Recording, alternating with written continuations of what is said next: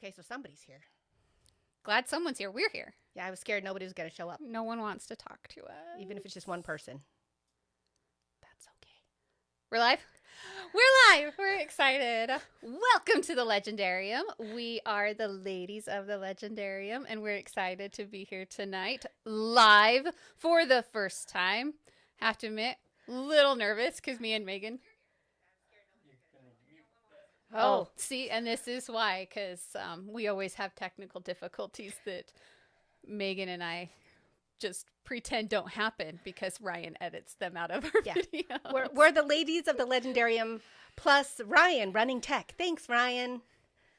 So, welcome to all of you that are joining us here tonight, and welcome to all of those that will be listening during your free time. We're glad that you made us part of your day. Yeah. So, as always, we'd like to ask if you enjoy what you hear here, support us on Patreon. You can always join our very lively discussions on Discord. And if you have anything specific for Megan and I am Teffers1, and you can tag Megan at Evil Alien Robot Princess. Megan. Evil Alien Robot Princess Megan. There we go. There's Megan. Trying to make it easy for you. Not at all. Don't contact me. I'm just kidding. You can. And you can always listen to any of our previous episodes at thelegendarium.com. So. Yep. Anyone know why we're here tonight? Me and Megan are just going to sit here and chat. I don't know if people you can are tell. here. Hi, I'm so happy. Anyway, this is fun. We don't get to chat with you very often. So, dinner, man. Sorry, I'm going to get easily distracted by all of the comments. I'm just going to tell you that. Little Red Book, we are going to need to know at some point what you are making for dinner if you're leaving to go eat dinner. I had leftover mac and cheese. It was delicious. We had German pancakes. Yum. Welcome to breakfast for dinner. That's an excellent choice. I just, before we started, one of my friends tagged me in a meme on Facebook that was like, now imagine that in the Great Hall, like Harry shows the twins a movie where there's a big food fight. And then the twins start a big food fight in the hall. And then it goes into how the Slytherins and the Gryffindors would immediately have this huge battle, and Hufflepuff would start targeting the people that would, make it the most exciting. And then somebody hits McGonagall in the face, and everybody goes quiet. And then they start cheering when they realize that it was Dumbledore that hit her. And I don't know. So now I have food on the brain. Ooh, enchiladas, delicious. Well, and we're going to thank Megan for introducing our topic for this evening. We are going to be talking everything Harry Potter. Probably specifically a little bit about book 7, because it's the one book we really haven't discussed much. We need to discuss the Horcruxes and the Hollows. Yeah, and kind of the ending and everything. There's some controversy about some book endings versus movie endings that has been brought up. Sure. That we've been told we should discuss. So spoilers abound. I plan on discussing plenty of spoilers. Yes, this is just open Harry Potter. We might get into some of the Fantastic Beasts stuff. We might talk a little bit, if you hadn't read The Cursed Child, who knows? Who knows what might come up? You tell us what we're going to be talking about. Yes, Panda, you do still owe me a niffler, because it would have been sitting with me right now. You would be eating the earrings off of your earlobes right now. It would be so cute. I would be very concerned. So, book 7. Favorite parts, least favorite parts. I have a hard time with book 7 just because it's a lot of traveling. It's a lot of camping. Yeah. I'm not a camper. Yeah, I'm Harry and the crew go camping. Not. It's fun getting to see some of the different parts of, it's fun revisiting Diagon Alley and some of the places we're a little bit more familiar with. We haven't been there much in the last couple of years as Harry has been growing up, and so he goes back to Diagon Alley to break out the Hufflepuff's cup from the Lestrange vault in Gringotts. Yes, which is a really fun sequence. I love the whole thing with the dragon. In the movie, I do find it very unfortunate how they just kind of play off the one goblin that Harry imperious's is able to Imperious somebody successfully on the first try, and then that goblin gets blown up in a big old fireball. Oh, something Did you break it? I can't figure out how to not get my computer to not shut off. Oh.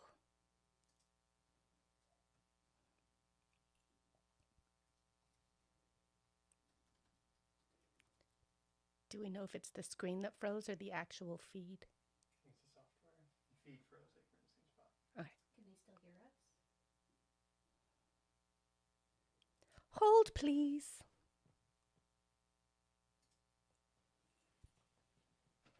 I don't know what I'm doing.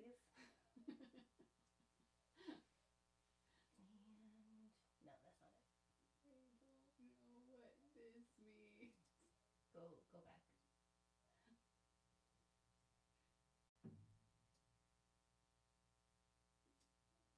You're back. Turn display. Sorry, off. folks, we're having some technical difficulties. Never.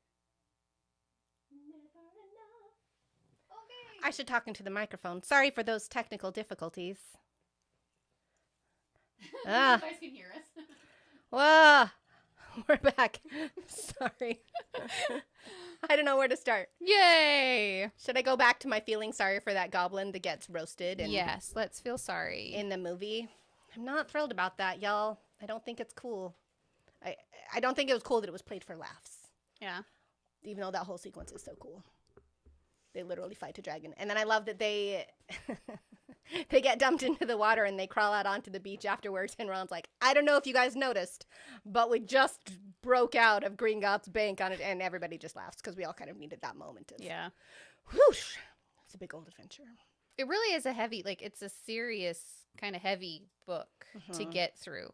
There's a lot of fighting, like, not even just, like, battle, like, punching fighting. Where's the punching? Thanks, Ken. There you go. But it's, like, you have a lot of fighting between Ron and Harry, and, like, Hermione gets put in the middle of it, and so you get a lot of, like, the emotional baggage of everything that they're doing. It's a really kind of weighty, emotional book. Well, and throughout the throughout the last couple of books in the series, Harry just keeps losing like people and things that he has come to count on, and that coming into Harry Potter and Deathly Hallows, that includes he loses Hedwig, he loses his wand. That was one thing that I noticed, kind of rereading the books, is how quickly they bypass all of that. Yes. You don't really get to internalize and process that. Harry doesn't even get to process any of it. Like, I remember thinking back when I was rereading and Hedwig dies within, like, the first couple of chapters when they're finally escaping the Dursleys. They're leaving the Dursleys for the last time. And all of a sudden, it's like, and Hedwig's gone. And you're like, what? Yeah, Yes? Harry No? kind of gets a couple of paragraphs to just kind of think through, like, Hedwig was his one constant companion that was his companion both in the Wizarding world and in the Muggle world. Hedwig was always there. And then all of a sudden, but yeah, we don't really get a whole lot of time to really think about that. And at the same time, you kind of wonder, how might the book have been different continuing on if he had had Hedwig? Would he have continued to, like, just keep Hedwig, like, would Hedwig have been a liability while they were all in hiding? Would Hedwig have been able to relay messages back and forth, or would she have just had to be close to home and, like, hanging out in the tent with everybody else? I almost feel like Hedwig probably would have ended up at, like, the Burrows or something. Sure. It wouldn't have been, like, she wouldn't have been with Harry because I think she would have been too easily tracked. Yeah. And that he would have sent her off somewhere to kind of do her own thing. Right. But I don't know if that would have been any easier in the long run. Yeah. Or if it needed to happen. I don't know. I just kind of felt like it happened and then it got brushed aside. I'm like, Yeah. I kind of would have liked a little bit time to mourn that, because she's been there since book 1, Right? beginning of book 1. First thing Harry does as a wizard kind of thing is Hagrid buys him an owl. yeah. So Yeah. It's also interesting, like, part of Harry's internal battle throughout this whole book is learning more about Dumbledore. Because Dumbledore's always been kind of this, I can't think of the word, but he's been kind of this, not really a shadowy figure, but he's been sort of a mentor, and he's been there for Harry, and he'll say really odd, enigmatic things, but he also would give really good advice. And learning about Dumbledore's childhood and Dumbledore's family, and that he had grown up in Godric's Hollow, similar to where Harry's parents lived, and that they had kind of those things in common, is hard for Harry to see Dumbledore as an actual human being, a flawed human being, because he really needed Dumbledore to be a leader and to be somebody strong for him. I think, and especially kind of at the end where I love the conversation that Harry has with Aberforth, where Aberforth's like, oh, he left you a job to do, huh? Easy? Something that a 17-year-old would usually do, right? Because Dumbledore, we know that in the Half-Blood Prince, Dumbledore knows that his time is limited, and so he decides to teach Harry about Voldemort's past. And here we're going to look through all of these memories, and I'm kind of going to tell you about the Horcruxes. Doesn't mention anything about the Hallows, but kind of makes it this important mystery throughout Harry Potter and the Deathly Hallows. And it's just something that Harry's supposed to figure out, and luckily he does. But he kind of figures out the Hallows and the Horcruxes at the same time, where literally he has to decide which one is more important, which one do I need to know about right now. And he picks the Horcruxes, which, you know, responsible human being, good job. Even though he really, really, really wants to know about those Hallows, and does end up becoming, I don't know, able to use all of those Hallows to his advantage all at the same time, right at the end when he needs them. Which, again, is really cool. But it's like, if Dumbledore, I feel like it's a conversation somewhere, it might even just be a mental conversation with Harry, where he's like, if Dumbledore was intending for me to figure that out, like, he was leaving a lot up to chance. Mm-hmm. Did he need me to figure that out, or did I just magically figure that because somehow I think like Dumbledore now? I don't know. Well, and we have a lot of comments about Dumbledore and liking him less and less, that he's not a good headmaster. So I think the thing that happens with Dumbledore with me, especially in the last book, and I think it's kind of one of those things that, at least with my childhood, I had a really good childhood. I have very loving parents, kind of thing. And when you're put in those kind of situations, you forget that adults can be human, that adults make mistakes because you're the child. They're the ones that are supposed to be helping you learn. They're not supposed to make mistakes. Right. They're supposed to be this perfect hero figure for you. They're supposed to have all the answers. And as you get older, you kind of realize that they're human. They're making it up as they go along. And that they do make mistakes, and they don't have all the answers, and they don't really know what is going on or what's going to happen. They might have some sort of idea, but not guaranteed, kind of thing. And I think that's what Harry's journey is with Dumbledore. So it's a little bit more that it's not that I don't like him. It's more of growing to respecting him less as a hero figure, which is kind of one of those things that happen in books. We like those hero figures, and they don't always turn out to be the most human of hero figures. And I think that that's kind of what happened with Dumbledore, is that she's made him not the hero figure he has been in the previous books. Right. It's that he's human. Right. And that he has his flaws, and that he has his misgivings. He understands from obviously a very tragic past with his pride and everything, and then losing his sister, not knowing who killed his sister. That kind of has to weigh on him. He also knows that he brought Tom Riddle into this world. It's his fault, kind of thing, like having that guilt of having to carry that, of he's the one that found him. He's the one that went to the orphanage. He's the one that introduced Tom to this new world that he obviously excelled in. Well, but he did keep an eye on Tom Riddle. It's not like he just kind of unleashed him on the world and then stopped paying attention. But at the same time, like, there's only so much that he could do. Yeah. He couldn't, like, hover over Tom Riddle all the time. He wasn't even Tom's head of house. Just kind of somebody who was there. I'm liking this comment from Bryson. How many stinkers did he hire over the years? Trelawney, Hagrid, all DATA teachers. How many kids died? Yeah, it's... Ugh. I feel like I feel like there must be a lot fewer witches and wizards in the wizarding world to choose from, like, to try to, and these are people who applied for these jobs, but not all of them were qualified. But also Dumbledore is just like, well, we need a teacher, and we need a new, like, every year for 50 years. If you've lost 50 teachers, your pool just gets smaller and smaller, especially if you only have like 5,000 wizards in the country. Well, they talk about, like, the Defense Against the Dark Arts is cursed. Like, the teachers aren't lasting longer than a year. I think you kind of get to a point going, who do I care about? Oh, Lockhart. Yeah. He's an idiot. Yeah, he can come on. What kind of damage will he do in a year? I know.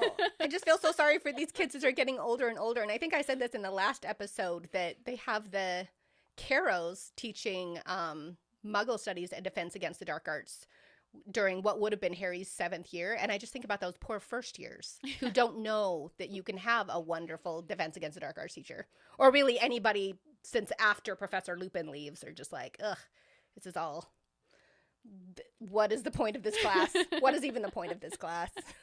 We are not learning anything. So unfortunate.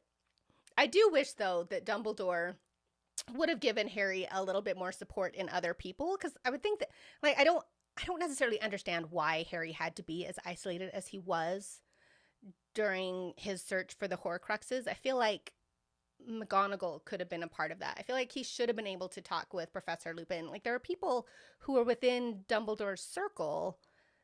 I don't know, like, if it was Harry that misinterpreted. No, that's not true, because Dumbledore really did say specifically. Don't tell. You can tell Ron and Hermione, but don't tell anyone else. He was very specific about not letting anyone else in. And I'm curious if part of that was just knowing what part Harry had to play in, like, the fact that he was kind of a Horcrux in himself, and that he kind of had to die if anybody else had known. If he let anyone else in, that they would have tried to stop that. I could see that. Especially the adults. Adults have that way of not trusting teenagers. I mean, I know some teenagers I don't want to trust, but... Well, Dumbledore did prepare Harry, though, like, from pretty early on. At least the last couple of years, though, like, when he was taking Harry on as the private student that last. But even early on, you have the very first book. Dumbledore teaches Harry how to look into the Mirror of Erised and how to get what he needs from the mirror, which ends up Harry is like the only one who can get the stone out. And you just think, if Harry hadn't gone out there, Quirrell/Voldemort never would have been able to get the stone in that first book. But okay, that's fine, Harry. You do what you need to do. He's 11. Like, he's doing his best. Yeah. I don't know. What do you think of Luna Lovegood's dad? It's kind of a new character that we meet in there. I think it explains a lot about Luna. Uh-huh. He's that type of dad that obviously raised his daughter in his own image, kind of thing, which isn't unusual. I mean, kids tend to turn out similar to their parents. Right. Well, and he was the kind of dad who just really encouraged her doing what she wanted to do. Mm-hmm. And, oh, yeah, no, this is interesting. Let's go look for this. Oh, yeah, let's go searching for Crumplehorn Snorkax. And I'm curious as to when you think about, because if I remember right, they live close to the Weasleys. Mm-hmm. But when you think about, like, the Weasleys live out in the middle of nowhere. Mm-hmm. Luna kind of lives out in the middle of nowhere. Right. But Ron has 112 siblings. Yeah. And Luna is it's just the two of them. Mm-hmm. And so I'm curious as to kind of how it played in, like, what would Ron have turned out living alone because his parents are kind of eccentric. This is true. Like, Arthur and his love of muggles, like, and his working with muggle contraptions and everything. Like, what would have happened if it was just Ron? When your parents can dedicate all of their attention to just you, what would have happened? And I think that's kind of like between Luna and her dad, and I think it's a sweet relationship between the two of them. Mm-hmm.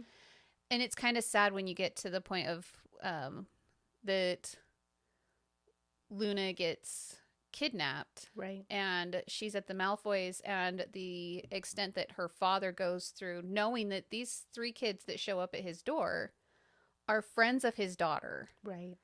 And that he's going to sacrifice them to get his daughter back. Right. Like, I think it's kind of that moment where you see him like at the wedding and he's just so himself and he can be himself. But then the next time we really see him and we have a chance to talk to him and understand more about him, it's such a sad moment in his life because he's lost the only person he has and doesn't have any idea how to get her back. Right. And he's also just kind of betrayed his own morals where he's printing out the Quibbler and he's, you know, Harry is public enemy number one. Yeah. Like having to go and just completely turn around from probably and he knows that he's just betraying himself and betraying Luna, but he just needs her back so much. And at the same time, Xenophilius he ends up becoming a really important character because he's able to tell Harry about the Hallows and a lot of wizarding lore that Harry probably would not have been. Like it's interesting getting to know different wizards and finding out their niche knowledge. Where you have Xenophilius and the Deathly Hallows, and you have Ollivander talking about wand lore and these and then you get into the Fantastic Beasts movies, which is a whole other thing. But you get to find out more about the Fantastic Beasts and what's going on kind of in the 1920s in New York City and how things are a little bit different. And it's fun kind of getting those little different insights into this wizarding world. And so this book does an interesting job of kind of expanding the wizarding world because we're not just in Hogwarts anymore. We're not in this lovely little isolated castle where everything takes place in the same place. We go to a whole bunch of different locations and learn that the wizarding world is a much bigger place than Harry has ever had to experience. Well, and I think that's like good on J.K. Rowling's for that. I think it kind of gave her that moment to continue on this story that she probably had in her mind, but obviously hadn't come out yet. Right. When the final book was released, because now the world is so much bigger. We have a lot more history with the Fantastic Beasts stories that have come out. If you've ever looked at the website, which it used to be, and now I can't think of what it's called. The Pottermore stuff? The Pottermore website, which is now, I think it's thewizardingworld.com. Yeah. But she did, right? Just a ton of snippets about like, this is more about Draco and this is more about the Black family and this is some more information about this and this and this. And this is what happens to them in the future and who marries who. Like she had a lot of those things in her brain that she still wanted to share because she did create this really big wizarding world and she had all these characters that she thought about all the time. I didn't even write the stories and I think about them all the time and I'm kind of horrified by all that I know, but also we all find it endearing that I know as much as I do, right? Just say yes, thank you. Yes. Yes. Thank you. I like Bryson's comment. Did anyone else think that the wand lore was way too complicated? Yes. Always. Yes. It's interesting with the wand lore that there's so many details to it, and you have people like Ollivander talks about, you know, those of us who have made this life's work of studying wand lore, and you just think, but how much is there? But there's probably a ton. Like even just depending on what kind of wood you use can be very indicative of what kind of wizard you'll have. Do you want to hear a random cool tidbit that I learned this week about wandwood? Of course. No, you can say no. Thanks for not saying no. But Nobody Megan's going to said no tell us fast enough. anyway. So I learned Voldemort's original wand that, you know, is the twin to Harry's wand, was made out of yew wood, Y-E-W, yew. And yew trees were planted in graveyards because they're very poisonous. The leaves, the berries, everything is poisonous. And so they would plant them in graveyards so that farmers were less likely to like herd their cattle through because they wouldn't have the cattle going through and like eating anything that was infected with the yew stuff because it was poisonous. But also the roots would grow out really long and wide, and like caskets and coffins weren't really so airtight, so it would go in and kind of like eat the decomposing bodies, for a better choice of words. And so they would call them death-eating trees. And that's where the term Death Eater comes from. Boom! Mic drop. Well, we should just end the conversation there, because really, where are we going to go from that? You're Just kidding. welcome. I am a nerd. Ryan pulled out our wands. Oh! This is mine. Ooh. I have to admit, I really can't tell you anything. I know who this wand belongs to. I don't know how well you can see this wand. Let me get where it's light. And if you can actually tell me whose wand this is, I will be impressed. I know Megan can. Megan, you don't count. I know. But mostly I know because you told me last Yeah, time. I have told you. But I can't tell you like anything specific about this wand other than who it belongs to. And the only reason I picked it is because I think it's a beautiful wand. I love the handle on this wand. But this is the wand I bought at Harry Potter World in Universal. Yay, Alex, you know it is. It's Fleur's. It's Fleur Delacour's wand. And I just think it's so pretty. I love the so intricate pretty. work on her handle. And then she has like leaves and stuff. So that's my wand. That's the one I picked. This is anytime I do anything Harry Potter, this is my wand. And I love that it fits like nicely in my hand. I know you're like, okay, Stephanie, you can stop talking about your wand now because this one's Ryan's. It's an interactive one. I feel like you can't see it down here, so I have to get it where it's like light in the background. I hope you can see. I like the work on the tip. Yeah, but this is one of those It's really interactive ones where you can go into stuff and like do spells and it makes the window explode or something. I love that. I didn't bring mine. Mine is not fancy, but it's an ivy wand. It shows me. Yes, but you at least were like chosen by your wand. I Like know. you had the experience. Since Only we're talking because wands. my brother ceded the opportunity to me. My brother, who has not read the books, and I don't even know if he's seen all the movies, but he came with me to the Wizarding World of Harry Potter. And my brother is one of those magnetic people that like people love him. He's like the extroverted me, but he's like, people just want to just go and talk to him, and he can talk to everybody, and he's everyone's best friend. And all of my friends who know him are always like, how's your brother? And I'm like, he's amazing. I like him a lot. Also, I'm cool too. But I just knew. And I told him the night before that if he got chosen, that I was going to be very sad because he was not as big a Harry Potter fan as me. And so the guy, and literally the wand master had not even gotten to me. Like he looked at my brother and was like, would you like to? And my brother's like, can I ask a favor for my sister? And so I got to do it. And honestly, I remember nothing about it because my whole body just went numb because I was just overwhelmed with emotions. My wand chose me, y'all. It was so awesome. Good times. Come back and join us later, Panda. Yeah. So No, but you're right, Bryson. The lore about how the rules of ownership worked were really crazy. And I will admit, the first time that I read the final battle where Harry is explaining why he is actually the real owner of the Elder Wand, like he got to that whole part and I was like, wait, what? And I had to read that a couple of times because it just went by really fast for me. It is very cool. But again, it's very lucky that Harry kind of figures that whole thing out. That Draco... because Draco's the one that disarms Dumbledore. So my thing was with this that I was trying to understand, because Harry is then the one that disarms Draco, but doesn't disarm Draco with, like, Draco didn't have the Elder Wand. Right.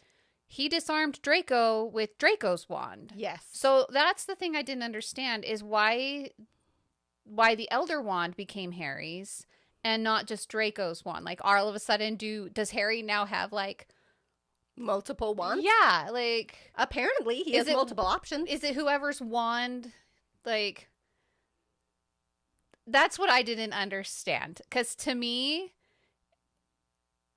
it should still be Draco's. Because Draco's the one that he disarmed Dumbledore. Dumbledore had the Elder Wand. Draco disarmed him.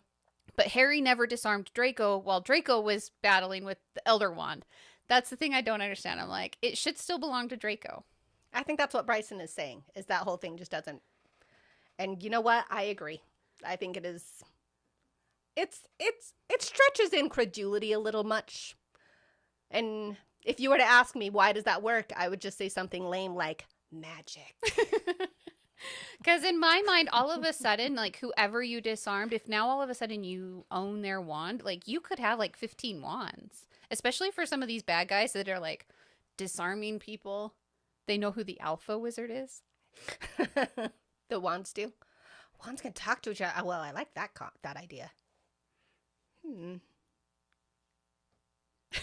So I have this like weird, I watch way too many like cartoons with my child where there are like talking objects. And so I'm just sitting here in my closet. I have like 2 wands talking to each other, like little eyes with mouths, and they're just standing there. Like Toy Story about the wands. I keep thinking, like, I was thinking Blue's Clues, but yes.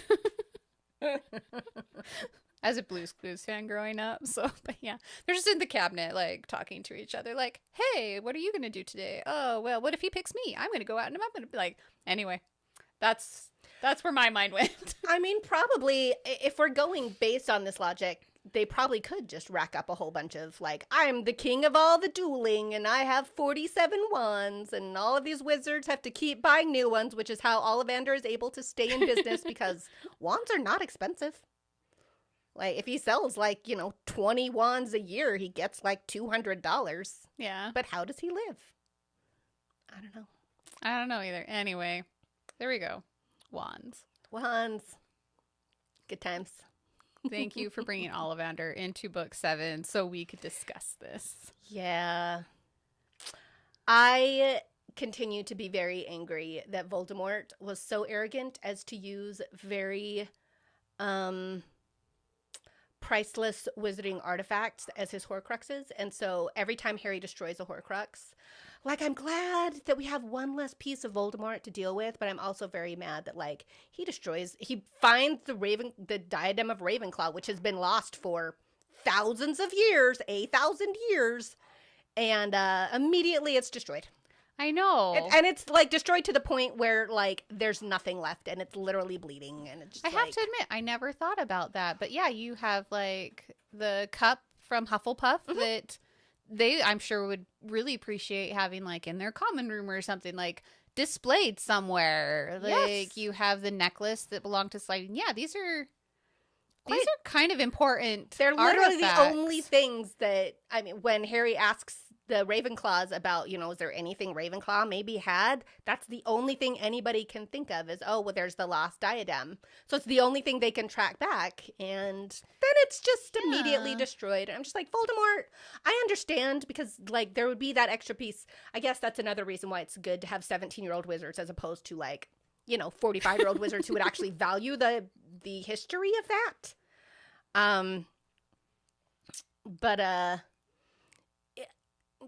So, like, as a teenager, he's like, oh, well, like, we have to destroy it. So it's like, doesn't really think about it. But I could just, there's part of me that when Hermione went to destroy the cup, if she just kind of went, oh, this is so sad. But okay, I have to do it. I have to admit, I think Hermione might have been the only one that would have even thought about it. Yeah. Like, all of the rest of them were like, oh, let's destroy it. I got Gryffindor. Like, yes, like the sword of Gryffindor. Let's destroy it. And like, well, but now the sword of Gryffindor is the thing that they don't have to destroy. Like, literally, they use the sword it to destroy take out everything else. Right. Because it hasn't been tainted. And I'm curious as to what kind of powers these other objects might have had if they had been left alone. And I love this idea of, like, this red Solo cup. I think that too. Just hanging out in, like, the trash bin, but it has a bit of Voldemort's soul in it. I like the way you put that, though, Bryson. A less arrogant and smarter wizard would put his soul in a Solo cup or a stone that, like, nobody would bother to look at or throw away. But he valued himself so highly. And it's also just really funny to me that Voldemort was, like, 71 when he died, which is a lot younger than most wizards. Yeah. Like, wizards can live a really long time, and yet Voldemort lived about the age of an average muggle. Because he tried so hard to stay alive that he ended up just making people hunt him and wanting to get rid of him. Like, oh. Alex, your knowledge of wands is starting to concern me. I like it. No, read the comment out loud. A unicorn hair wand won't survive the death of a truly bonded owner. Does that mean that it would just, like, shear itself? Is it? Maybe it turned into a sparkler. Would it have to be in a duel, or if they die, does the wand? I don't know, Alex. If you have an answer to that, would you let us know? Because you seem to be the expert wandist. Lorist? I don't know. Wand. I don't know. What I you like call your- Wandlorist So instead of Maybe not. Wanderlust. Wandlorist. Words, magic. Let's see what else happens in book 7 that we haven't discussed. Lots and lots. Harry goes to visit his parents' grave in Godric's Hollow. Do we care about any of that? Or what's her name? The witch that dies that Nagini comes out of, Bathilda Backshot. Oh, that's that The historian Bathilda the Backshot. Wanderler. Wanderler. That's hard to say. I like that too. I'm gonna. You're talking about when they go into They go the to Godric's house. Hollow because Harry's like, maybe Bathilda. Like, maybe Yes. there'll be something in Godric's Hollow, and maybe Bathilda will have some information that can help. Because Bathilda knew Harry's parents. She also Yes. knew Dumbledore's family. She wrote Hogwarts a history. I know, right? Somehow Nagini impersonates a human. Not really. Like, all she has to do is walk around, and she doesn't ever say anything except directly to Harry. And because she can't speak human, she has to speak right. But we snake. also know Harry is not very good at recognizing when something is in Parseltongue. Parseltown. He just speaks it like It's just there. it's just a part of him. But that, like, again, that whole sequence that's where Hermione grabs the book, the Life and Lies of Albus Mhm. Dumbledore. So she grabs the book. Harry's wand is destroyed, but Harry gets to go to the graveyard and find his parents' grave, and also see the war monument to his family, and also, oh no, what was the other thing I was so excited about? Oh, he goes to the house and see that the house is still collapsed, but like friends and family and admirers have written all over the fence, trying to be words of encouragement. And I think for a child with his kind of growing up, Upbringing? that's the word. I was like, what is that word? Okay. With his kind of upbringing, especially before he even joined the wizarding world, I think having been raised by the Dursleys, coming into something like that, and finally having a moment to really almost get closure with his parents, I think was important I think so for too. him to be able to let go. As we keep thinking about all of the things that Harry needs to do to get to that final moment where he can battle Voldemort, Yeah. knowing that his pathway is leading him to death. I think having these closure moments is important for him to be able to finally say, yes, I have had this moment now, and I can move forward from this. From childhood. Yeah, and have that closure of what could have been with his parents. Because I know that's something he thinks a lot about, is what his life would have been like. I know we've kind of mentioned that a little bit about between him and Neville, and what would have happened if Neville had been chosen instead of Harry, and Harry was able to be raised with his parents and some of that kind of stuff. So I think it was just important for him. I think the one thing that, I don't know, maybe it's out there somewhere. It probably is, and I'm just not the knowledgeable person.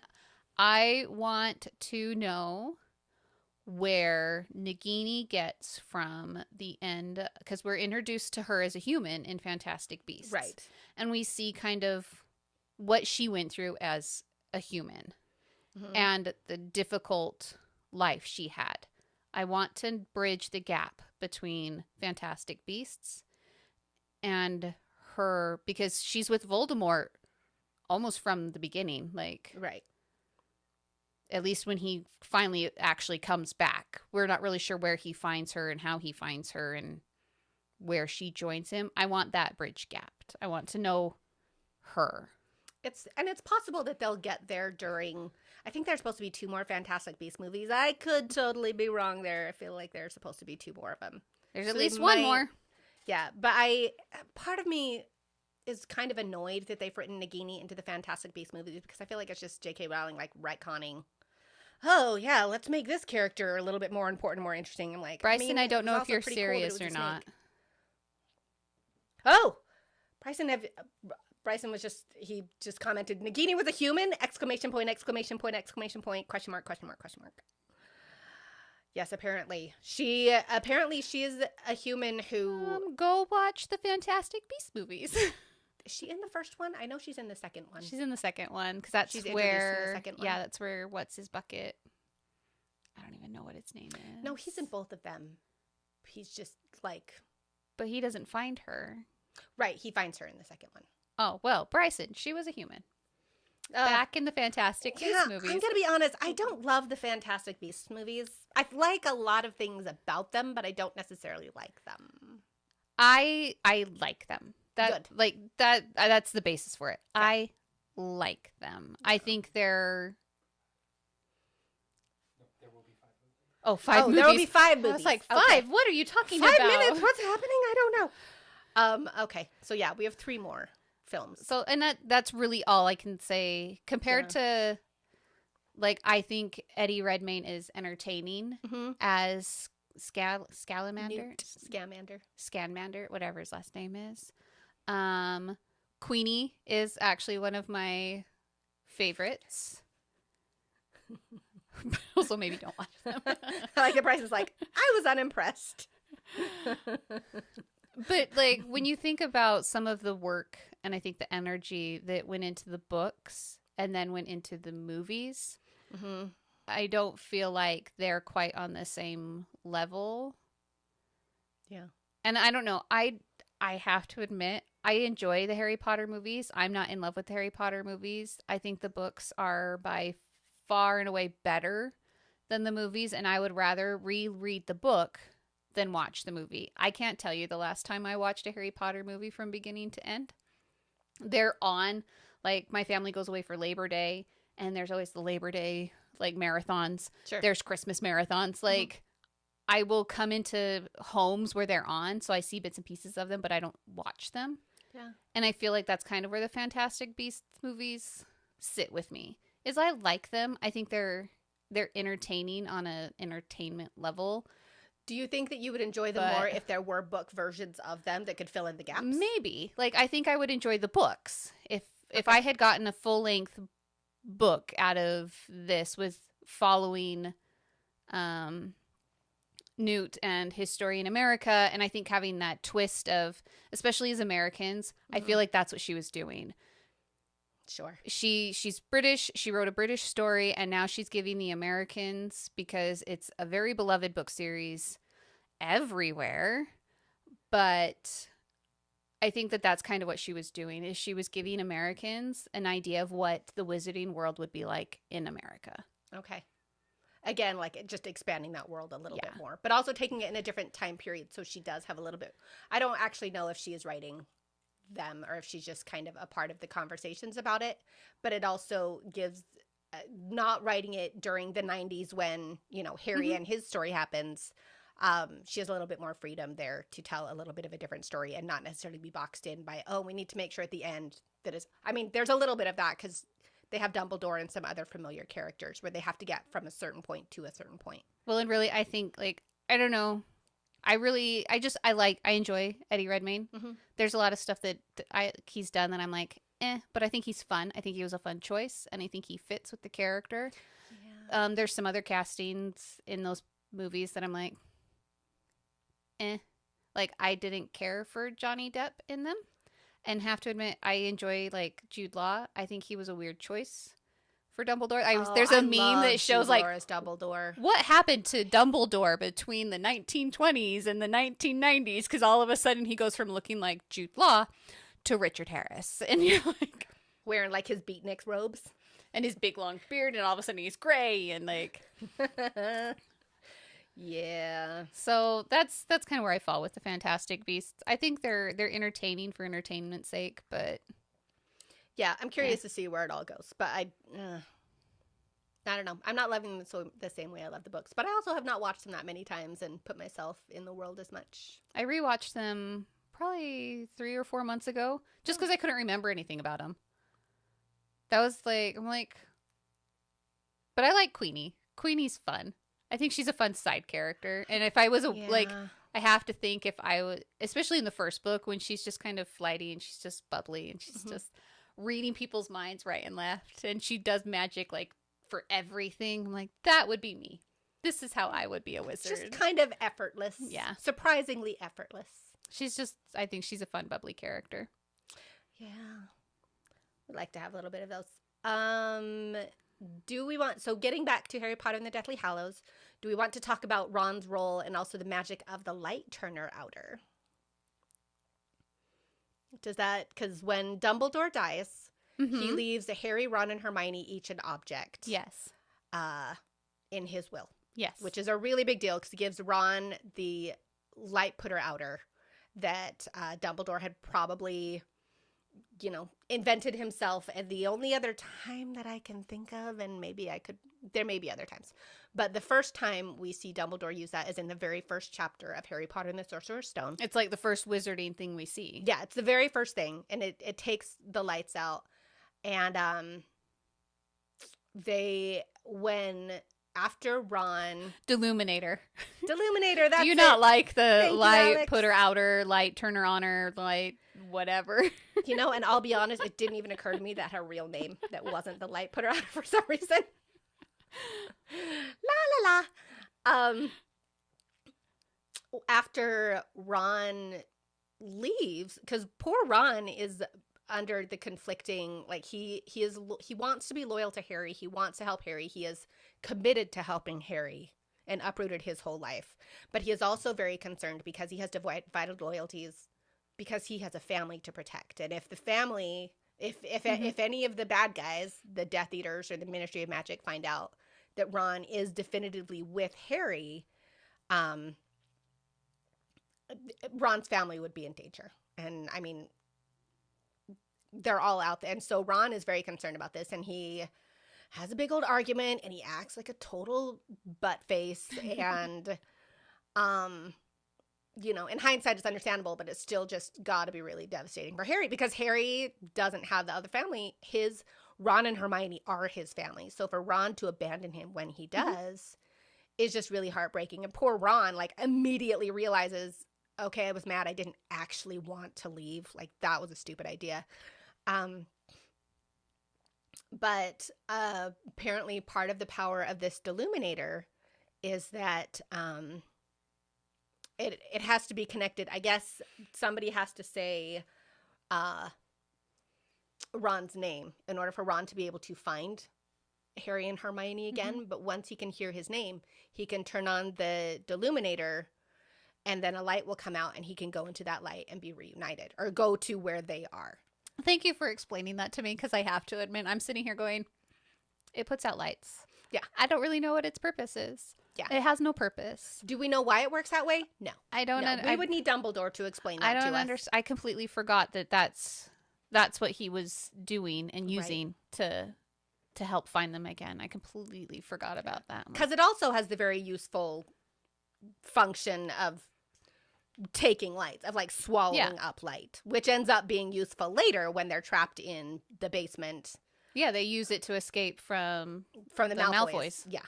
Like, so that they can see and But escape. I highly doubt that Dumbledore was like, oh, well, in case you get captured and you need to complete darkness, I'm going to give this to Ron. Right. Just in case. But it's nice that is another thing that it turns out to be useful. But knowing that Ron was going to have those split loyalties, and that there would, I mean, just knowing Ron, you know that. Well, because Dumbledore also had a family that he was very loyal to, and like has given a lot of thought to this. Like, I'm sure that he would have completely understood Ron's split in loyalties as to, but choosing between going with Harry and helping Harry and being concerned for his family, and that there was probably going to be a moment that if anyone was going to leave Harry, it was going to be Ron.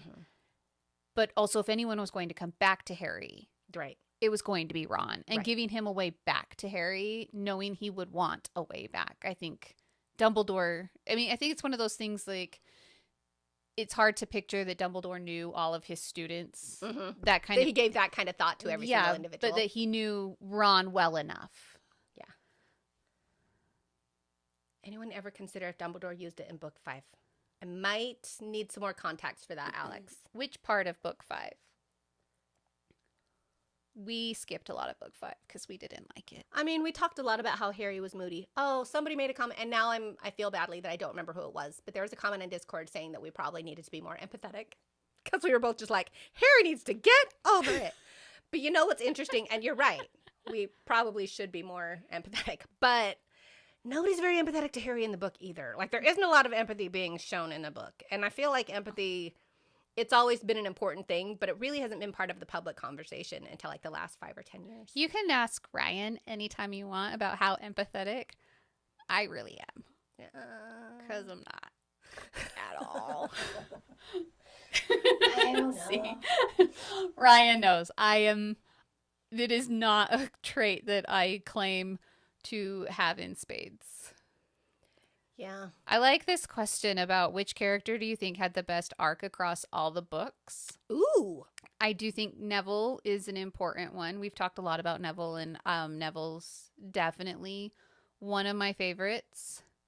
Depending on where you land, I think Snape has a really important, and I don't know if it's necessarily like a growing arc as more of just a story arc of what we find out about him. I don't think he really changes a whole lot in the books.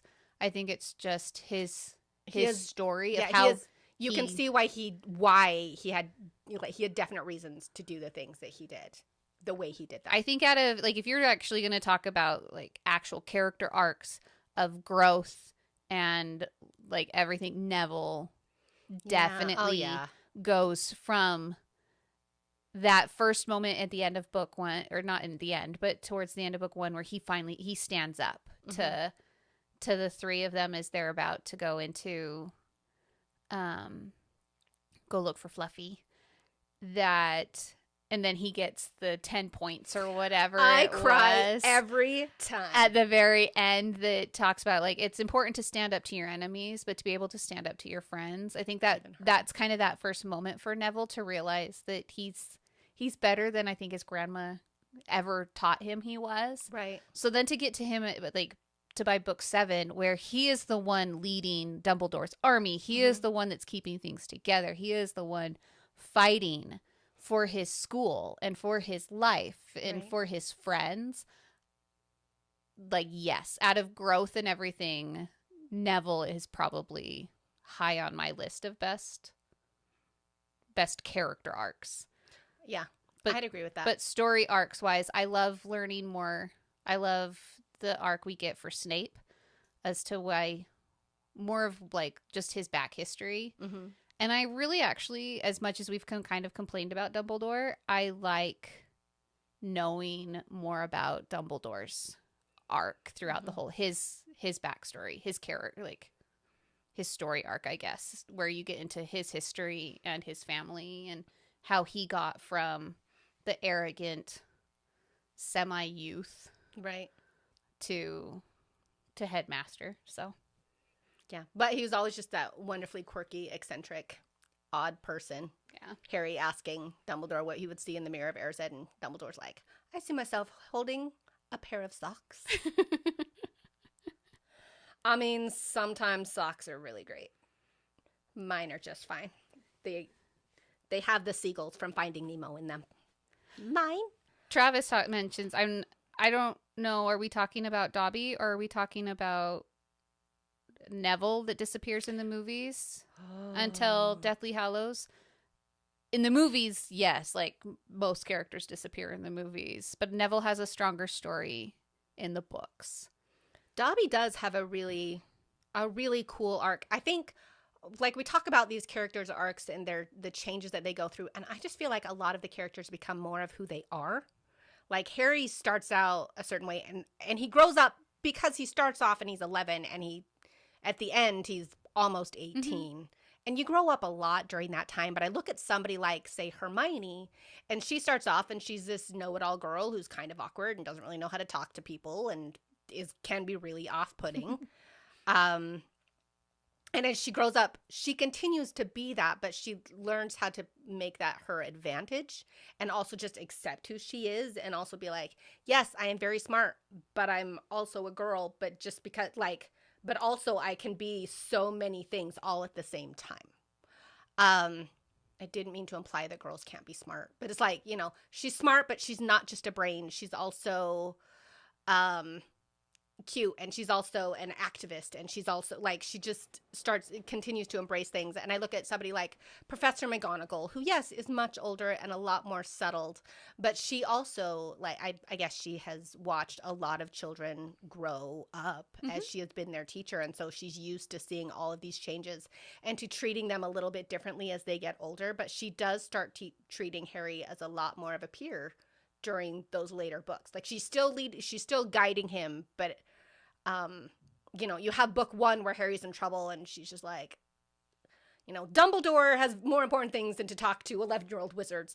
And he gets to book 5, and she's like, I'm sorry, you yelled at Professor Umbridge? Have a cookie. Let's have a little conversation about why this is a bad idea. Instead of just saying, don't do that, she kind of talks with him about it and kind of explains it, and he still struggles. But, the people around Harry, like, as he grows, they kind of grow in their perception of him and kind of adjust with it. Does that make sense? Yeah. It's kind of similar with Lupin, although with Lupin, he definitely treats Harry, he teaches him, he starts off as a teacher. And again, like, by the Deathly Hallows, he asks Harry to be his child's godfather. Like, his relationship with Lupin gets a lot deeper. And I do also really like that character arc for Lupin, where it's mostly in the last couple of books where he really gets to have, a group of friends, and it's kind of sad become that part of it. By the time Lupin finally realizes that he can have a life that he has never thought that he could have, that he ends up dead. Yes, I'm still very upset about it. He was one that I was like, he finally gives, I don't want to say gives into Tonks, but like, he allows himself to be happy. He finally allows himself to be more than what the society stigma of being a werewolf is, just to end up dead. I'm like, really? And I get that, like, the good guys have to die too. They do. And I don't think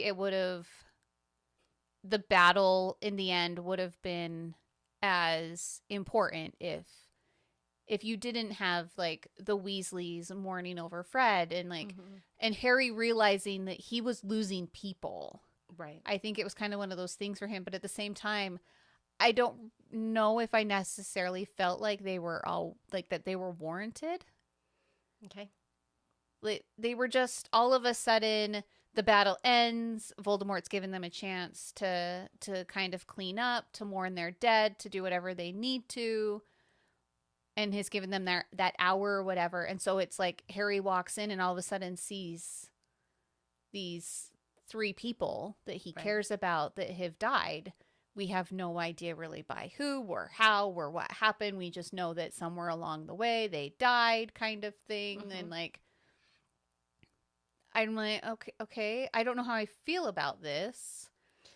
Well, I think part of it could just be that death is really unfair and unsettling, and we don't get the closure, and we don't get the answers that we want all the time. And I'm sure that Harry finds out later, like, what happened to them.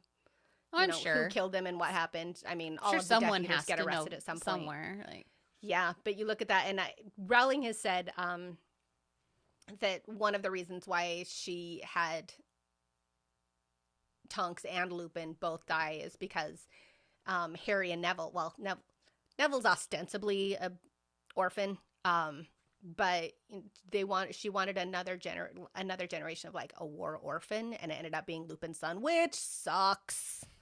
But yeah, death is unfair, and it's going to hit people at the worst time and the wrong time, and it is unsettling, and it is crappy. It's like you said in our first Harry Potter episode that Lupin was your favorite Defense Against the Dark Arts teacher. And so to have this person that we love so much and they just kind of die, it's not really a senseless death, but it is a death we don't get answers and we don't get closure on it. And like Harry talks to him later, and I'm so sorry you're not going to see your son grow up. And Lupin just says, my son is going to grow up in a better world because of this. we do have that moment when Harry's in the forest and he has the resurrection stone, and we have his parents Sirius and Lupin. And I thought that Lupin was an interesting choice. Mm-hmm. And I think that's part of it. That it's not like where he's in at the end of the Goblet of Fire, where all of these people that had been killed by Voldemort's wand had come out. And so you have Cedric and you have his parents and you have all these people that are there battling with Harry, helping Harry along, to have this moment where these 4 people that love Harry like a son. Right. And I just thought that that was fun to have Lupin, because you know that Harry's close to Lupin, but I don't think until that moment you realize how much Lupin probably played into who Harry was and how he decided to grow up. Yeah. From that moment where he's the Defense Against the Dark Arts teacher. He has that relationship that he has, obviously a very different one with Sirius. Right. But I think that's always the part that upsets me the most, that Lupin is killed, is because he's the last of the 4. Like, Harry's dad is killed, Sirius is killed. Peter was never a good guy, but he is one of those people that was like in that inner circle with Harry's dad. And then Lupin is killed, and I'm just like, but couldn't they have just kept one of them that knew Harry's parents and could help keep that alive? And yes, there's Hagrid, and there's, all of these other people who knew James and Lily. But not to like have them. But to have the best friend, and to have somebody who could be like the favorite uncle and look over, and that just always makes me mad. Was that the death that upset you, that hit you the hardest? Actually, no, I agree with Bryson and Murph 1976 that Dobby was definitely the one that I was like, oh. Yep. Like, and I think it was well done. Mm-hmm. It hit me the hardest, and I'm actually getting like teary-eyed thinking about this. But it also happened in a way that you could process it. Right. They took the time to let you mourn. You got to understand and see his death, that Dobby was sacrificing himself. He saved Harry. Which was always his MO. Like, the Harry Potter and the Chamber of Secrets, he goes, and Harry must not return to Hogwarts. I got to keep you safe. For whatever reason, Dobby decided to take that on himself. Who knows why he decided to break whatever internal mandate he had about being loyal to the Malfoys. Right.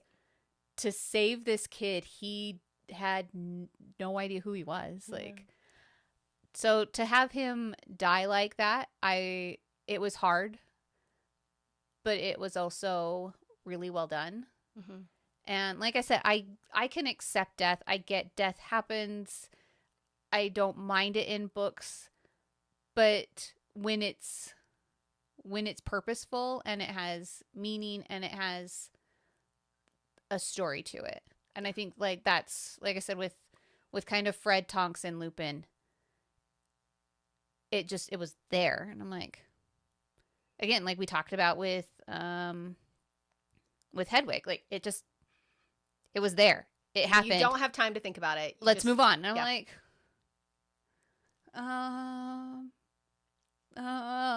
like even when like when Sirius dies, you have that moment, like, because he's battling, he's fighting. I still think it was kind of a dumb death. I do too. In general, but we talked about that and him going into the veil. Yeah, Dumbledore are the good guys that died in earlier books. I think, yeah. Yes, I don't. I'd have to really think about that. I think, though, there are a lot of times where things happen to us and we don't, like, they seem really awful, but we have to keep going until we have time to process. And that is, I don't know if that's an adult thing to be able to, I don't really know where I'm going with this. To be able to say, I don't have time for this right now. If I think about it too much, I'm going to fall apart. So I'm just going to keep going. Like, I don't know, like, we're all kind of in this weird pandemic grief. Like, are we going to get to a point in a couple years, if it gets better, that where we, like, can suddenly just kind of collapse and be like, wow, that was really awful. I'm going to throw this out just because everyone's listening. Mad-Eye Moody is also one that dies in book 7. Yeah, I hate that one. He's another one that kind of just dies. But at the They same have time, a minute to process it. yeah, it happens while they're all trying to escape from Harry's house. They're leaving the Dursleys, and he's another one that just doesn't show up at the burrow. But again, I don't know if it's like I didn't have the same emotional connection to Mad Eye. Right. That because I think he's a fantastic character, and I'm going to claim. I mean, I get it. It's not Mad Eye. I know. I'm going to say that now, but we have Mad Eye as the Defense Against the Dark Arts teacher through all of book... The Goblet of Fire, book 4. Yeah, whatever book that is. Yeah, he was criminally underused. Such a good character. And so when you think about how much the actual Mad Eye appears in the books, it's not a lot. It's mostly whatever his name is. Barty Crouch Jr. Thank you. David Tennant. That's all I could think of was like, it's coming out as David Tennant. It's not David Tennant. Actor in the movie, in case you didn't know who David Tennant is. But no, they kind of... But Mad Eye would show up if you needed somebody who like had like really deep knowledge of like a particular dark wizard or something like, oh, we need to get really quick through this. But he's one that you didn't Seven really Potters. Expect to live through the final battle. Sure. He's one that I was like, he's going to be the one that's going to throw himself into whatever massive battle he could. Yeah. And he's almost like hoping, like that's how he wants to go out. So that's how he's going to go out. Right. And so he's not one that I had a lot of hard feelings about dying because I never expected him to live through it. Okay. So anyway. Well, especially coming as close to Hedwig's death as possible. Yeah. It's kind of like, I sort of feel that way when people ask, oh, does such and such hit you so hard? And I think Dobby's death is particularly poignant because there isn't anything else really that surrounds it in such an intense way. Because people will say how they get so upset at Fred's death, and that is upsetting to me. But I get weepy. Apparently, I get weepy when I'm happy more than I do when I'm sad. Because I get weepy when Percy like joins the family in the Room of Requirement and like finally comes back and is like, I was an idiot, I will cry there. And so when we get to the part where Fred is dead, I'm like, but I'm already cried out. But this is so sad. But also, just keep going. I don't know. Maybe I'm dead inside. No, I just established I'm not dead inside. You're not. I already cry too much. I cry a lot. Okay, this is kind of like I'm a little done talking about the depressing deaths of book 7. There's a lot of them, and they're hard. We didn't expect everyone to survive. Yeah. I think there's more deaths in the movies. Yeah, like I forgot. Like Lavender, like they make it pretty clear she dies in the movie. Like you have the werewolf. Yeah, it's a little ambiguous in the books whether she does, but in the movie, her eyes are just gone in the movie. But yeah, in the book you never really know. You can see that she's being attacked, but there's never really like definitive whether she lives or dies. Yeah. But how do you feel about jumping forward to the very beginning of the book of Harry Potter and Deathly Hallows? How do you feel about the way the Dursleys leave Harry?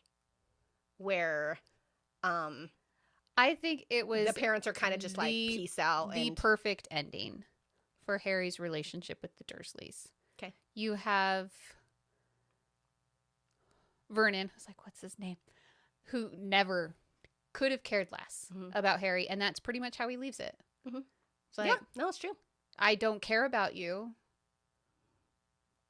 Nice.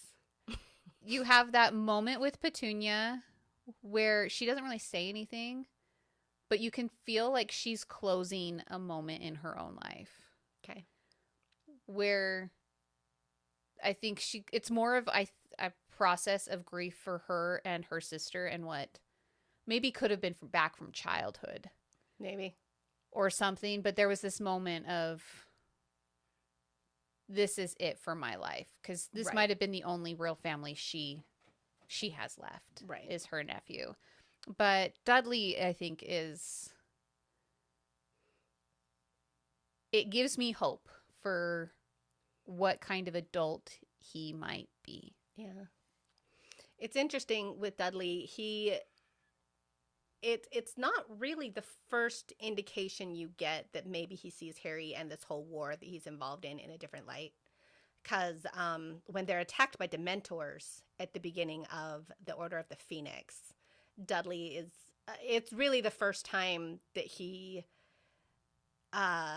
encounters magic and an evil creature like that and what the potential is. And we don't ever find out what Dudley sees. Like, the Dementors bring out the worst moments of your life, and you're like, what's the worst moment in your life, Dudley? You've been pampered and, taken care of your whole life. Like, what's the worst moment? But there's something that shook him up to the point that he throws up, in his parents' house. He was just really shaken. And I think after that, Dudley is never quite the same and is able to see Harry in a different way. And especially when it's explained, like, wait, you don't know what Harry's going to be. You don't know why you have to go into hiding. Harry's going to go and fight Voldemort, and this is what this means. And Harry realizes that the tea that Dudley left out may not have been a booby trap. Yeah. But it might have actually been something that he was trying to give to Harry to comfort him. And it's very likely that they don't have, like, a really close relationship in the future, but they might see each other and not be, like, super embarrassed to see each other. But just be like, oh, hey, how you doing? I'm good. Yeah. How you doing? I'm good. Things worked out. All right. Probably Kind would of- have noticed if they hadn't. Kind of feel like it's almost like that very... Now we're going to jump to the end of the movie. In the end of the books where Harry and Draco kind of have that moment. Yeah. Where it's just an acknowledgement. I acknowledge you still exist. And We're not going to be besties. I'm not upset that you're here, but I'm not going to like you either. Because you don't have to. But, like, and it's that moment. I think if Harry ever saw Dudley somewhere, it would be that moment of, Right. hi, Yeah. but we don't need more. I forgot about Draco. He has a really awesome arc throughout all of the books. Yes. Where he is he starts out as just a really nasty little booger, thinking that he's the be all and end all, and he's so much better than everybody else. And he's really humbled He really, as he goes along. I forgot about Draco too when we were talking about who has a great story arc. I think he's up there. Yeah. So, I agree. we're running out of time. We only have about like 20 minutes left of what our planned live stream was. Did you watch the reunion show on HBO Max? Yes, I finally saw it on Sunday. So there were some moments. I watched it. It wasn't like the day it was released, but I've watched it. If you haven't watched it and you enjoy like the movies, I think it's kind of a worth watching. I thought it was fun, especially when this is something like this has been such a big part of my life. The Harry Potter books, the Harry Potter movies, like Harry Potter has been, I think, like a lot of our generation can say like we grew up with him. And I still remember leaving the theater after the last movie came out and like had that moment of this is kind of closing a chapter. Yeah, like now what do I do now? Anyway, so some of the highlights that I really enjoyed a lot of the interviews with Tom Felton, who plays Draco. Oh, And he's how adorable. much what he had to say, because I thought it was funny. Out of everyone they brought back all of these Gryffindors and Tom Felton. He's sitting there talking to and Luna was there too, Right. so she's a Ravenclaw. But there was a moment that I love when they're talking. The kids are talking about these adults that they got to interact with. They do an in memoriam of who had passed away since the movies had come out. And Tom Felton and Jason Isaacs. I was like, Isaacs is one of his names. What's his first name? Speak specifically of Helen McCroy, who plays Narcissa. And it really touched me listening to them talk about her because she's an actress I don't really know a lot about. She's also a character that kind of gets pushed aside. Like, she's important to the storylines. We've talked about her, especially like at the very end of the books, where it's her who really saves everything. Right. Because what would have happened if she had turned around and said, he's not dead. Yeah, still alive. He's still alive. someone want to come kill him because he's still alive. Where no, she asks him about Draco and decides to be a mother above all else. And so I really enjoyed listening to the two of them talk about her because I hadn't realized that that's who she was and that she had passed away. Right. Yeah, she died last year. Then the other one that I loved them talking about was Alan Rickman. I adore Alan Rickman. He is a phenomenal actor. He's done fantastic things. I don't know if there was anyone who could have played Snape better. No, he was. J.K. Rowling handpicked him. Like they basically cast all of the other characters older than they should have been because she wanted Alan Rickman. Like he's brilliant. Yeah, and he's Snape, and I mean he's brilliant anyway. He's brilliant in so many things. But listening to the way that they talked about Alan Rickman and Ralph Fiennes. Please tell. I hope I pronounce that right because his name does not pronounce any way that it looks. They're talking about him who plays Voldemort. And him talking about this mental actors duel that him and Alan Rickman had in that final scene that they had together, where they're already kind of having that battle of wits as Voldemort is confronting Snape about what he's about to do. Because in Voldemort's mind, Snape is the owner of the Elder Wand. right. Snape knows he's going to die because what else, like... But Snape also knows that he didn't accomplish what he needed to. Yeah, and so I just loved Ray Fiennes, his process of what it was like acting with Alan Rickman. I mean, Ray Fiennes in himself is a phenomenal actor. Right. To have these two, I can't even imagine what it would have been like just to sit behind the camera watching these two work. Right. And their work ethic and these actors. I just thought it was brilliant. Those are the moments, like... Overall, it was a fun, lighthearted little reunion show.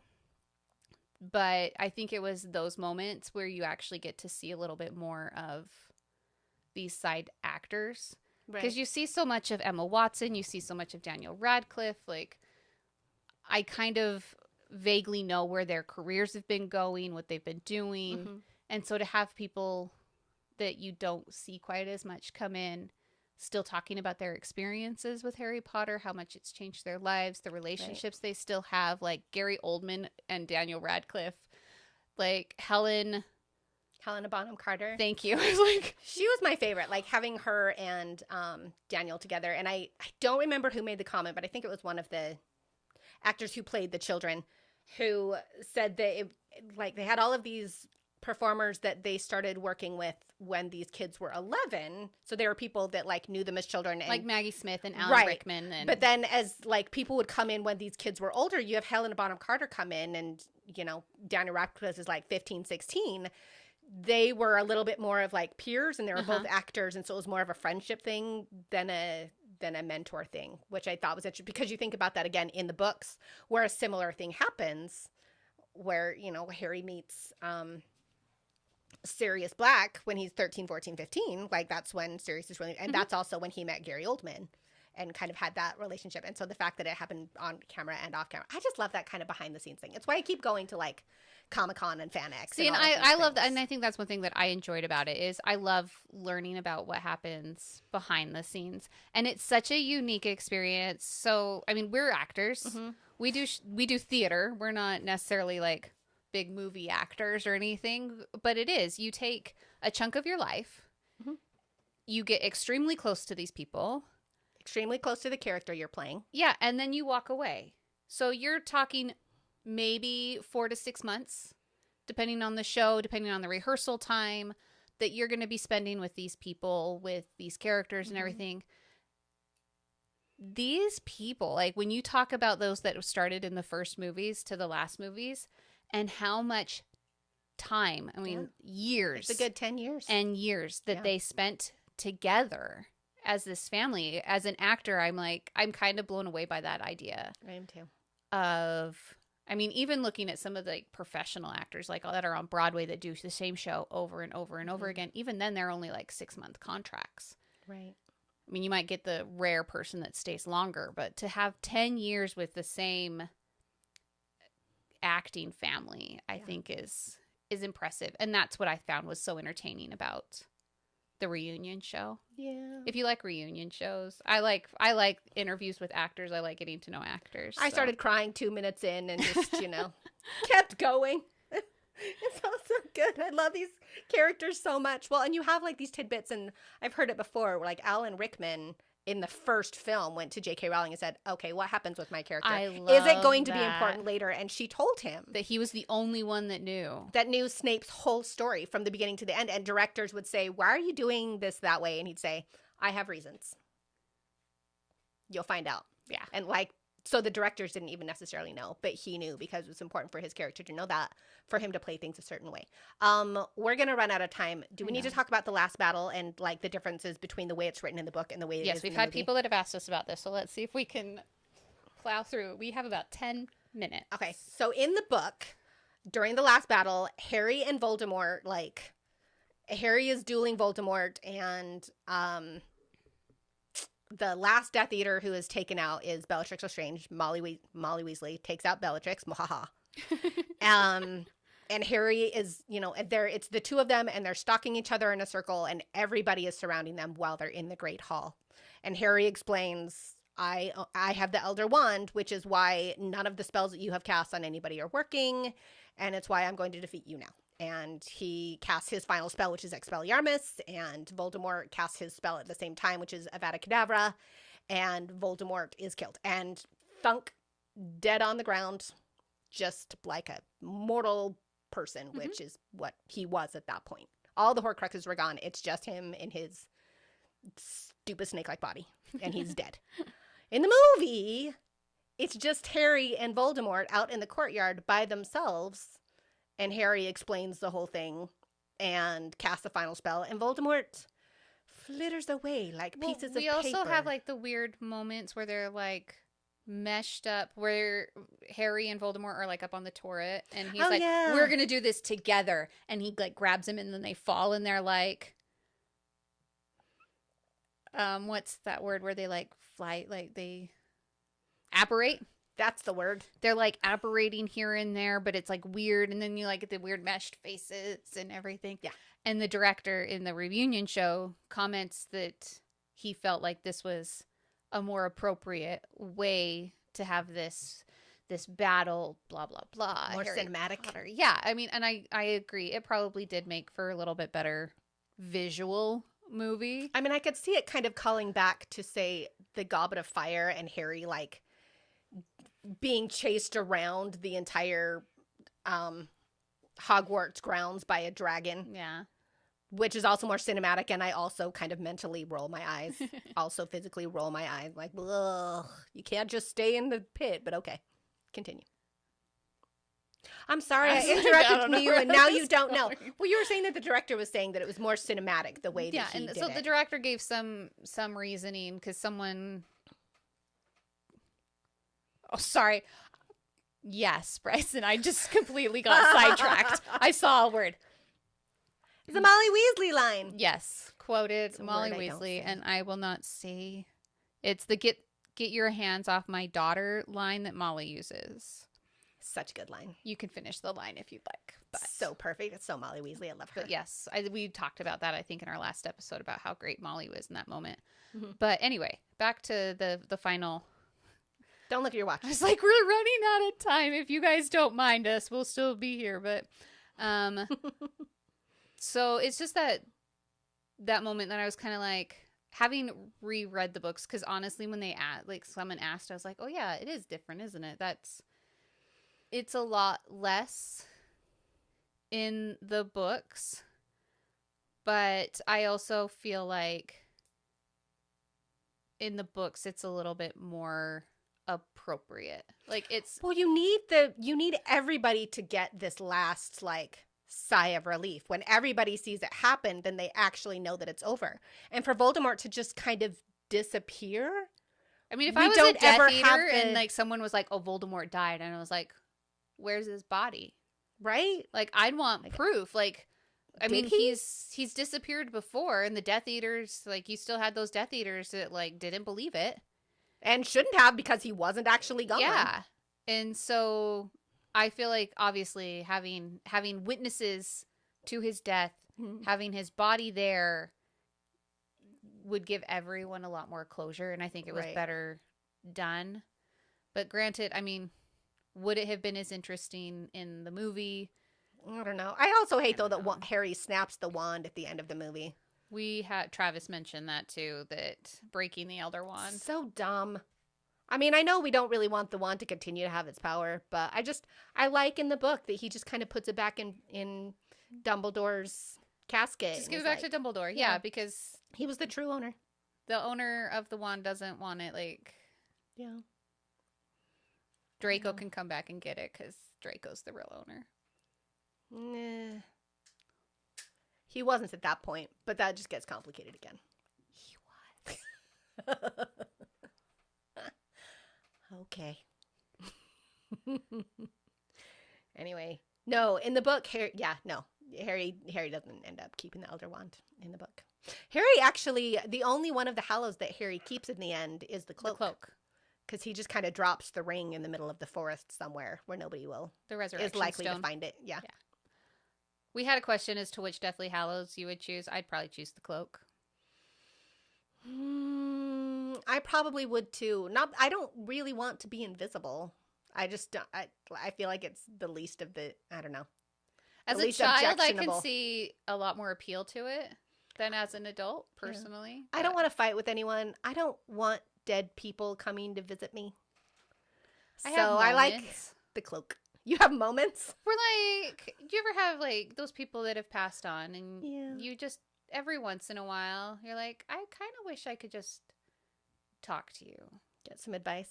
Have that it's not like I want them to be around all the time or like I really want to bring them back to life, but you just have those moments where you're like just that missing, wanting to like, can I just talk to you just for a little bit?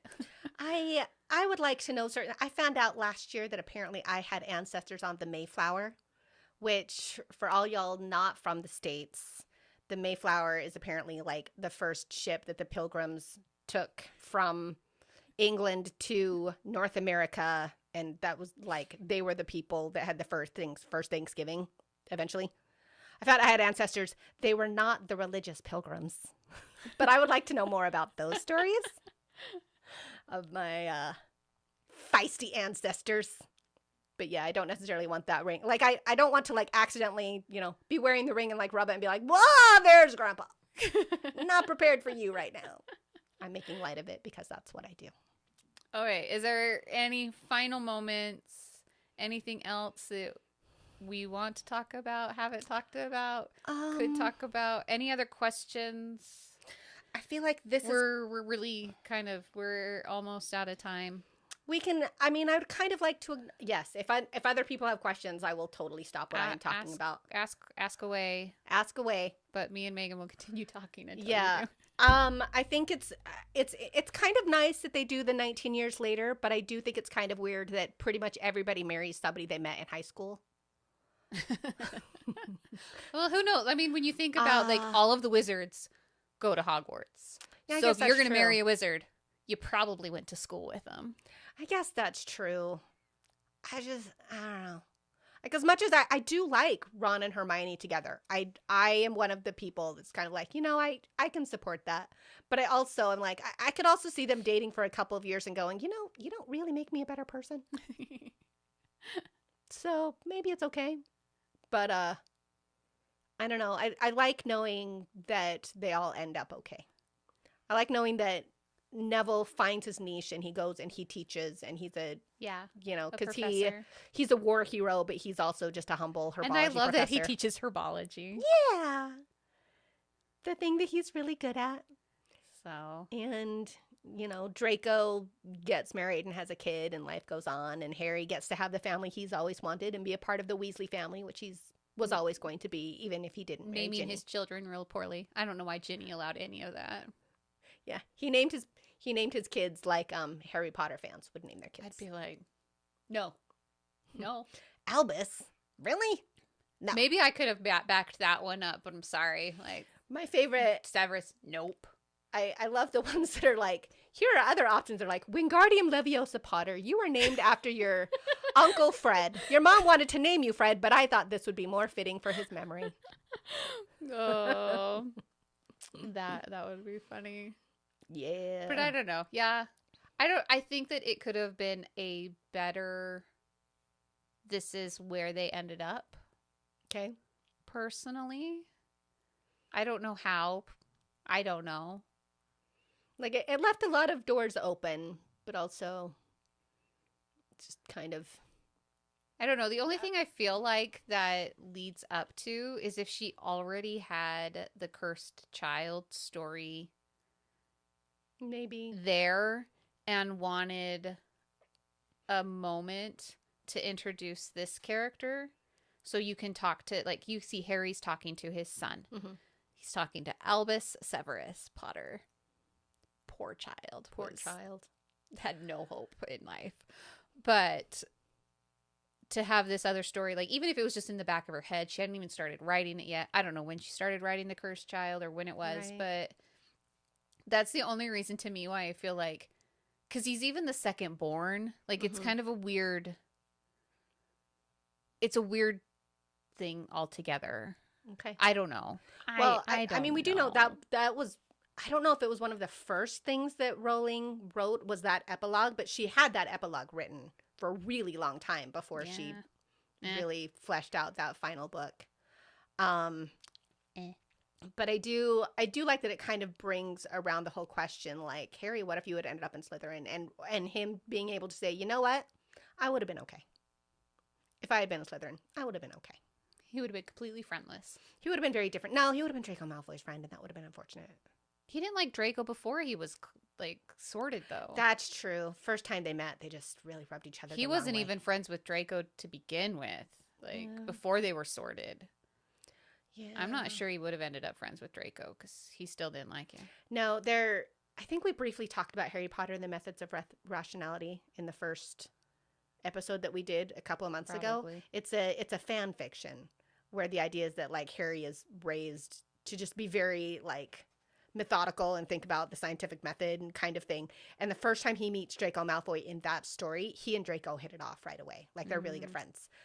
But that was the start. I only got about 10 chapters in it because I ended up really hating it. Like, I was hate reading it. And I was like, oh, I can stop reading this. But his spoilers, but his friendship with Draco definitely sours early on. Like, they start off really well, and then he starts seeing who Draco is, and is like, Well, and we've talked about a little bit more about, like, how Draco's always the second best. right. And he's not raised to be second best. Right. And I think if Harry had ended up in Slytherin, that would have Yeah, it been would've a bad, too. problematic and, like, from the beginning. And they would have been roommates, and that would have been It bad. would have been weird. Anyway, you haven't seemed to have any more questions, so That's ending on such a weird note. I'm I so know sorry I did that's- that. Sorry, like, My bad. but we've had fun. I did that. I hope you have had fun. I hope you enjoy listening for the first time, whatever. This has been fun for us. Yeah. We've loved having you guys as part of the conversation and kind of guiding the conversation. That's been great. So we will do this again sometime. Yep. Maybe when the next Fantastic Beasts movie comes out. We'll get together. Maybe not necessarily Harry Potter, but there's like plenty. Sorry, we're ending on a sour note of Draco. Not even a good conversation of I Draco, like a know. bad conversation of Draco. But do this again, like something else. Like we're Fine. I'll continue to talk about books with you. we'll talk other books if you have Okay. recommend books. We have plenty of books that we've been reading. We have some. we'll to Have talk you about. started on the Soulless books yet? I have. I'm 2 books in. I have just finished the second book of the something Parasol by Gail. Parasol Protectorate Thank by you. Gail Carriger. That's what I'm reading right now because Megan recommended it, who I think Panda recommended Yes. to you. So The Fuddled Panda. thank you for that. But anyway, we'll be back. We love doing the lives. We love doing the videos. Me and Megan just love talking books together. Yeah, we do. Not that we don't like the guys, but really, like, this is a lot more fun. So anyway, I hope you've enjoyed our Harry Potter stuff. Continue the conversation on Discord. If you would like, make sure you tag us if you have anything that specific you want to ask either of us. Teffer's one. Evil alien robot princess Megan. There we go. I'm sorry it's so long, but not really because I love it. Continue to support the Legendarium on Patreon, and you can listen to all of our previous episodes on thelegendarium.com, and we will talk to you all later.